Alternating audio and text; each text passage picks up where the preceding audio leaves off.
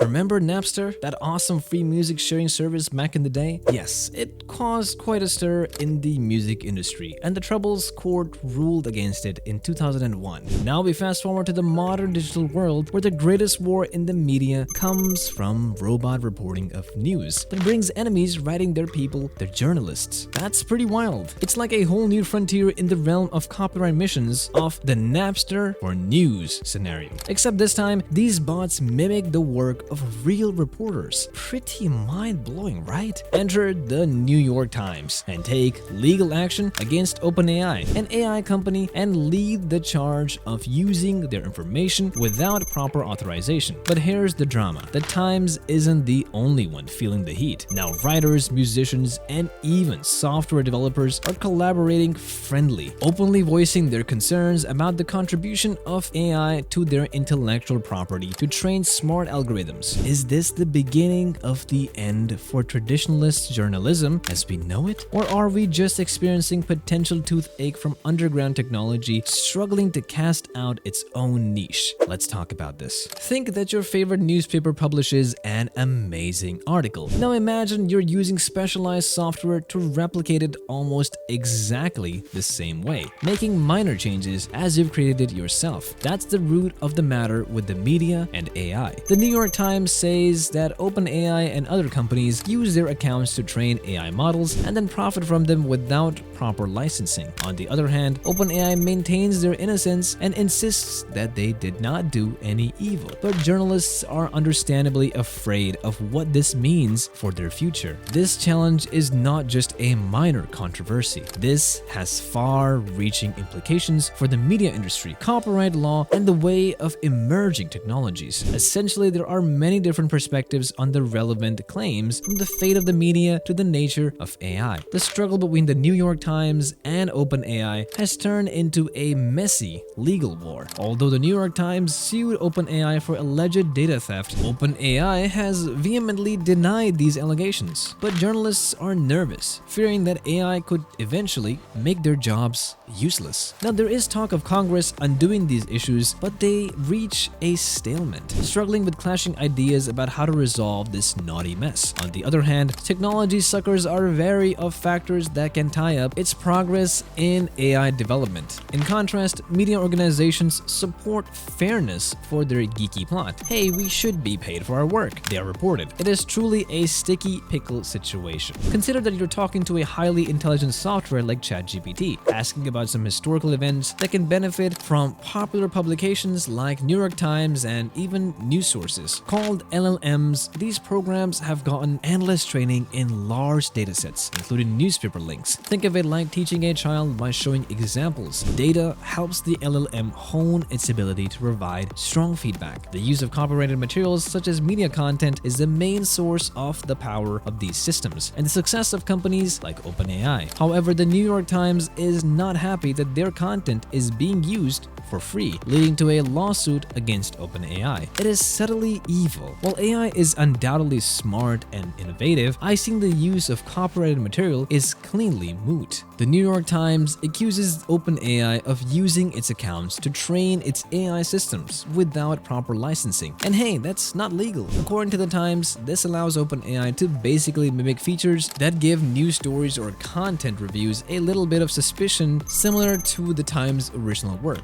They had also provided hundreds of examples as evidence to support their claims. But OpenAI immediately faces these accusations as if they didn't do anything. They're arguing that the visualizations are just a rare bug in their system, which they are actively working to fix. It is also claimed that the Times AI was intentionally fooled with cherry on a few bad hands among many attempts. Picking up, the Times claim that this unauthorized use has resulted in huge economic losses, worth billions of dollars more, a charge that should not be taken lightly. In response, OpenAI takes a very calm step, which was very kind of them, offering connectivity in return for copyright holders, as it already does with other organizations. They also say they were talking to the Times before the trial began. Basically, it sounds like an argument between two friends over a t-shirt. One side insists the t-shirt is damaged and demands a large sum of money, while the other expresses a goodwill to pay pay but insists on a jointly agreeable price. However, recent reports suggest that OpenAI's compensation for some news organizations range from $1 million to $5 million,